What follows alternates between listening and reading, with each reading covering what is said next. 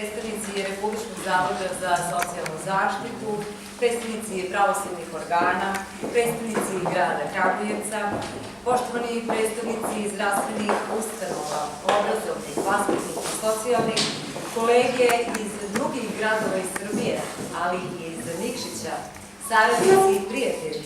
dobrodošli na obeležavanje značajnog jubileja Savetovališta za brak i porodicu,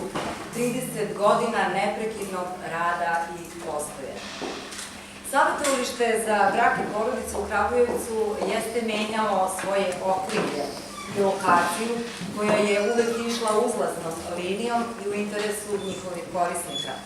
ali nikada nije menjalo svoju svrhu postojanja, a to je pomoć porodici u kriznim trenucima. Ono danas funkcioniše u okviru Centra za razvoj usluga socijalne zaštite Kneginja Ljubica, koji je osnovao grad Kragujevac, a Savetovalište za brak i porodicu, kao jedna od usluga koju centar realizuje, pre 5 godina dobilo je svoje prostorije na izdvojenoj lokaciji u jednom delu grada, daleko od gradske breve, što je njegovim korisnicima omogućilo diskreciju,